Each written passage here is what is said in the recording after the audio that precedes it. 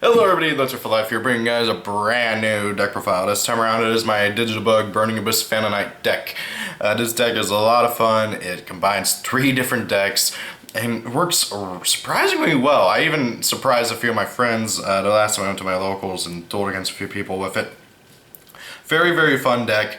And I'm still working on improving it, and that's one of the reasons why I love getting your guys' opinions and stuff, because I love reading your guys' comments. So please, after this deck profile is done and over with, please leave down your opinions and thoughts and recommendations on what I should try and what I should try out with other things.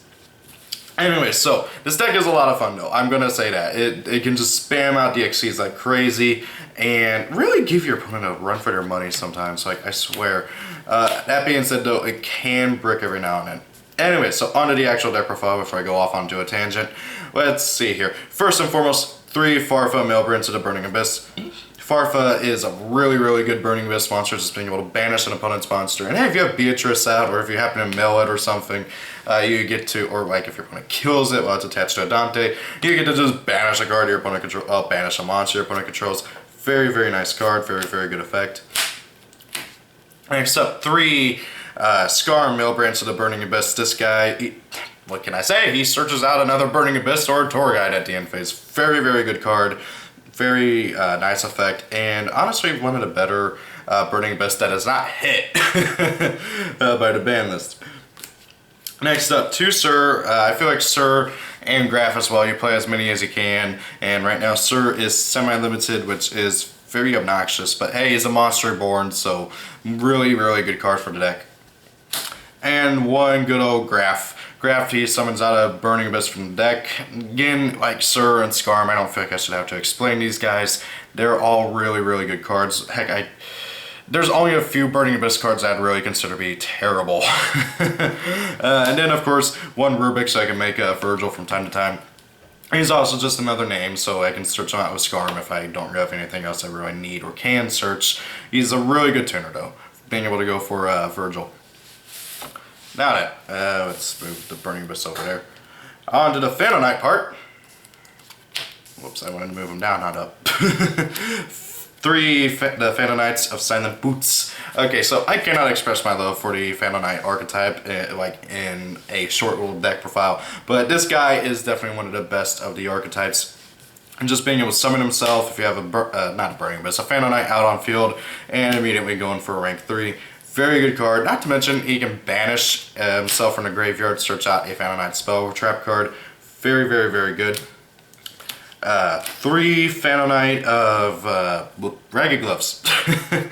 This guy, very, very good card. He's a full Spirial for Phantomites, and also you use him for an Xyz monster of a dark, well, the Xyz material for a dark Xyz monster, and bang, you got a 3000 beat stick. Very good card. Next up, 3 the Phantomites of Ancient Cloak. This guy, I really like this guy's effect. Okay, his first effect on field nobody ever uses except for like the rare, like odd chance, but however it's still a really good effect where you switch him to defense, target a dark monster on your side of the field, it gains 800 attack until the end of your opponent's turn. At least I believe it's until the end of your opponent's turn. Yeah, opponent's turn. And also he is the search card for the deck. You banish him from your graveyard, search out a Phantomite card. Well, the Phantomite card. Very, very specific. Very good reason for why it's specific on that. That's it for the Phantomites. I don't play any of the rank 4s. I don't play any of the monster traps. At least not in like a non-pure version of Phantomites. Next up, 3 Digital Bug Web Soldier. This guy is a very good card. I'd argue that all the Digital Bugs are at least good in theory. Now, the issue with the Digital Bugs and why they're honestly not very good by themselves, or even mixed in with other archetypes, is because of their very first line of text where it says, this card cannot be used for an Xyz summon of an Xyz monster except for an insect Xyz monster. Okay, an insect, yeah. So, and there's only 2 rank 3 Xyz monsters in the game. That is, crap, what is he called? Giga Brilliant, if I remember right, and 1 of their monsters, and that's Scaradiator. So, yeah. Anyway, so what this guy does is he's basically a Marauding Captain. You can switch him or another insect you control to defense, specimen on a Digital Bug from your hand, and if he's used for the Xyz summon of an Xyz monster, The defense of all face-up monsters your opponent controls becomes 0. Also change them in defensive position. I just want to read that directly so I don't butcher it by accident. So basically, if you use them for an Exceed Summon, all monsters your opponent controls get their defense reduced to 0, and they change the defense. Very, very good effect. Very deadly, too. Next up, 3 Digital Bug Cocoon Densers. And I don't know why that's so hard for me to say. So he's actually kind of like a Monster Reborn. You switch him or another insect to defense, summon out a Digital Bug from a grave. He has another effect whenever he's used for an Exceed Summon, where if the Exceed Summon card uses attacks a defense position monster, your opponent's cards and effects cannot be activated until the end of the damage step. Very, very good effect. Basically turns his Gradiator into an Armades. And then finally, 2 Centibit. The only reason why I'm playing only 2 Centibit is because out of all 3 Digital Bugs in the main deck, he is the only one who cannot force activate his effect. Okay, so if he is changed to defense position, you can summon out any Digital Bug from your deck. That is very, very, very good, okay? Imagine getting him out, switching him to defense, effect, special summon a Cocoon Denser, effect a Cocoon Denser, summon out a Web Soldier from Grave. And then heck, use Web Soldier's effect so you can go for a Scradiator with 4 Exceed Materials. The issue with that is, or heck, even 2 Scradiators if you wanted to. The issue with that is that Centibit cannot force activate his effect. Cocoon Denser or Web Soldier have to use their effects to switch him to defense, or you have to do some other way to switch him to defense. The only issue is that there's no easy way of doing that. And so, while Centibit has the best stats and arguably the best effect, it's because he cannot force activate it that it's honestly not all that great. And so I had to drop him down to 2 because he's honestly not the one that I want to see the most often, although he does have a really good effect that he gives to Scradiator, and that is the Exceed Summon card can attack all defense position monsters your opponent controls once each, which is very, very good, especially considering Scradiator's effect and all the other guys' effects that they give to him. Anyway, so we still got 2 more monsters. 1 Tour Guide, very self-explanatory. It summons out any Burning Abyss monster from your main deck, and just simply allows you to go for an instant Exceed monster. And because we have a bit of a chaos thing going on, I play 1 BOS Envoy at the beginning. I thought about playing some more chaos stuff, like Chaos Sorcerer, stuff like that, but I ended up dropping it and not doing that at all, really, because of just how tight this deck is in terms of its space, and even in its extra deck space. The extra deck is so incredibly tight with this deck, it's not even funny. Now then, for the spells. First and foremost, I play 3 Rank Up Magic Astral Force. Okay, now this is entirely for the Digital Bugs, although if I could fit more stuff into the extra deck, I would love to play some other options, because, oh god. Okay, so basically what this card does is, it's a Rank Up Magic. You target an Exceed monster you control, has to be the highest Exceed monster on the field, well, or at least on your side of the field, and rank it up to another Exceed monster with the same type and attribute, but 2 ranks higher. And then if during your draw phase, if it's in the graveyard, you can skip your draw phase, add it to your hand instead of drawing. So basically, the main reason why you play this card is because of the Digital Bugs, and it is turning Scradiator into Corbage, and turning Corbage into Digital Bug Rhinospis. The thing is that while yes, they do have their own ways of doing that, it's really taxing on your cost, okay? These guys can rank up from the lower rank 1 by detaching 2 Exceed materials from the lower rank. The issue with that is that getting 2 Exceed materials and maintaining their effects is incredibly hard to do, and it's just honestly better to just rank them up using Astral Force than detaching for the FX. Now that being said though, if Scradiator has like 6 Exceed materials onto him, that doesn't really matter. But however, still, it's I really recommend just Astralling Force them, unless like you really need a 2200 beat stick. Next up, I played 2 Twin Twisters. None of the 3 archetypes care about being in graveyard. Well, actually, they do want to be in graveyard. So this card helps out with that and can trigger their effects while also getting rid of your opponent's back row, which can really, really hinder this deck unless you get rid of it. Next up, 2 Allure of Darkness. 2/3 of this deck is dark. Okay, so yeah. Allure of Darkness at 2 just really, really helps out the consistency and everything. Very, very, very good card. 1 Fool's Burial to round out the spells. Just dump something engraved that I need and stuff like that. Now then, onto the traps. 3 bug emergency. So this card is really, really good, okay? You can only activate it once per turn. Well, one of it per turn. You can target 2 digital bugs in your graveyard, special summon them, their effects are negated. And then once per turn while it's in the graveyard, you can banish it and it exceeds monster in your graveyard. All digital bugs you control become that monster's level. Well, the level equivalent of that monster's rank. And yeah, I believe, yeah, all level 3 insect type monsters. So it's a very, very good card. Really, really good. Instant Xyz, Instant Scoriator. And also, if your opponent's trying to go for game, you can just activate it. And hey, look at that. You got 2 free monsters that can protect your life points. Incredibly good card. Honestly, I thought about playing the Digital Bug Field spell, and I should have mentioned this earlier with the spells. I actually did test out the Digital Bug Field spell, but I ended up dropping it because it just was, I never saw it whenever I wanted to, and whenever I did see it, I didn't want to see it. Okay, the Digital Bug Field spell is not all that great. It has some decent effects, and the extra attack points is nice, but it just is not all that great. Next up, 3 of Phantom Knight's Fogblade.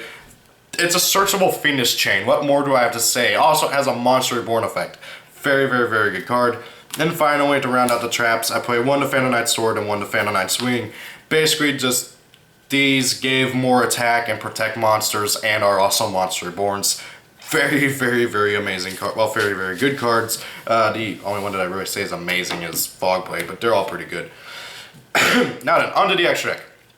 So again, like I said, the extra deck is super freaking tight, okay? And I mean, it's just so hard picking and choosing what I want to put in here. So guys, again, if you have any recommendations for the extra deck, like what I should take out, what I should put in, I would love to hear your guys' recommendations. First and foremost, 2 Dante. You don't really need 3, although I could play 3, but 2 really works, mostly because it just... 2 works because of the deck space, okay? If I had the extra deck space, I would put a 3rd in here, but because of the deck space and how tight it is, I have to settle with 2, okay? But other than that, they can loop each other and everything, and it's just a really good card. I don't really have to explain why I play Dante. Like, these cards, a lot of these are self-explanatory. 2 Break Sword, he's a freaking Xyz version of, God, what's his name? Scrap Dragon. And also can just bring out more guys that if he dies. And hey, he's a 3k beat stick if you used Ragged Gloves. 2 Scoriator. This thing is amazing. Okay, so it's 1800, needs 2 or more level 3 light insect type monsters to go into. Its effect is once per turn during your player's turn, you can detach 2 Xyz materials from this card, then target 1 monster your opponent controls, change its battle position, and if you do, it has its effects negated until the end of the turn. Once per turn, when this card destroys an opponent's monster by battle and sends it to the graveyard, you can attach that destroyed monster to discard as Xyz material. So, your opponent summons against or tries to get rid of something, you chain this guy's effect, switch on the defense, and the effect is negated. And by the way, Ignister has 0 defense, so... also, this guy, this is really good. You stop your opponent's Monarch's plays, you stop their Adios Idea, you stop their Farm Girl from getting her effect to search, you stop their, well, their Tin Can, stuff like that. You just generally try and make sure that your opponent can't really play by just stopping their monster effects, and then, hey, just for added insult to injury, it goes to defense. Very, very good card, and he gets more Xyz materials if he kills a monster and sends it to the graveyard. And since most of your opponent's monsters are going to be in defense due to the Digital Bug's effects, you're going to get that effect often quite a bit. Now then, for the next rank up for the Digital Bugs, you got Digital Bug Corbage. By the way, I'm going to read off each of the Digital Bugs, like, their effects verbatim, because I don't want to butcher anything in order to show how good these things are. The Digital Bug Xyz is what makes the Digital Bugs a good, interesting deck. Now, Corbage, he is a light insect, 2200, 1800, rank 5, needs 2 or more level 5 light insect type monsters to go into. You can also Xyz summon this card by detaching 2 Xyz materials from a rank 3 or 4 insect type Xyz monster you control, and using that Xyz monster as this card's Xyz material. Exceeds materials, yada yada, are attached on the discard. Once per turn, you can detach one exceeds material from this card. Target one defense position monster your opponent controls. Shuffle it into the deck. Once per turn, if the battle position of a monster on the field has changed, except during the damage step, you can attach one insect type monster from your graveyard to this card as exceeds material.